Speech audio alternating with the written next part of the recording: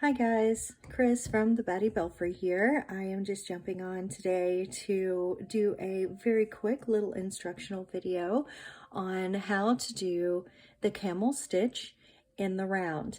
If you can do a camel stitch in the round, you very easily can do it in a flat piece of work where you're doing a row and then going back down a row. It is the same exact function for that stitch, and I'm going to give you the basics to be able to do a camel stitch in the round, in the row, and from the not looped like this, but from the center point of a hat out. And it looks really neat done that way. I have a couple of my patterns that utilize that for the crown of a hat, and it just looks really cool. So, but like always, let me start off this video by saying that this is how I crochet.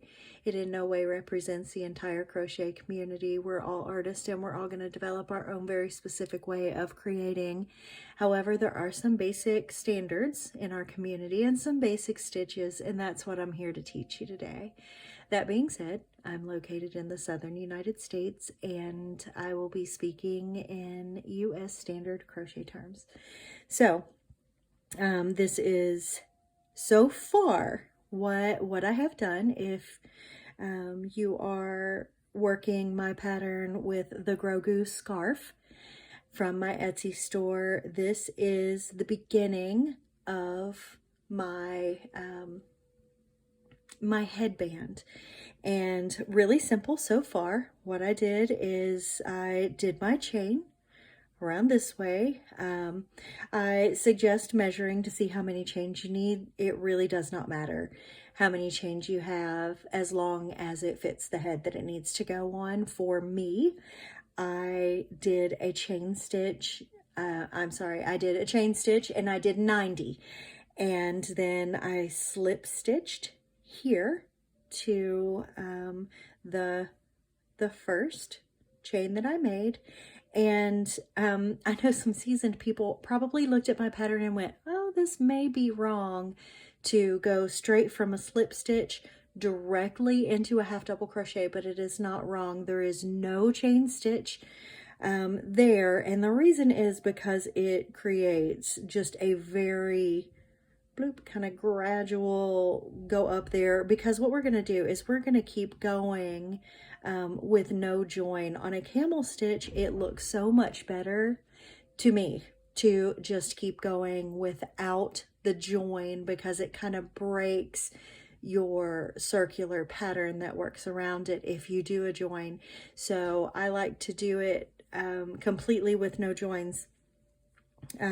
So far, on top of that row of single crochets, what I have done is I have gone all the way around it with a half double crochet. If you're not familiar with the half double crochet, I do have a video tutorial on that.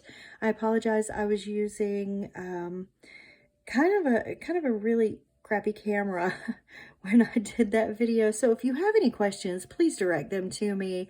I really did not realize just how bad my camera was, and I'm sorry, I'm at the end here, and that is a little bit confusing for me, but sorry, I'm almost in the dark while I'm creating this video, so it's kind of hard to see my stitches here.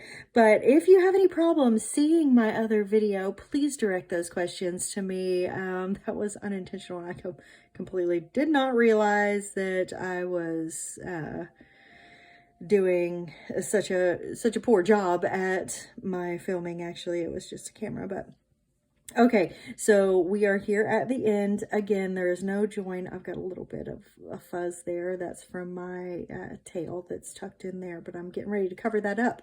So I'm just going to show you where the stitches are on the camel stitch. You always have at the top of your stitches a V pattern in crochet.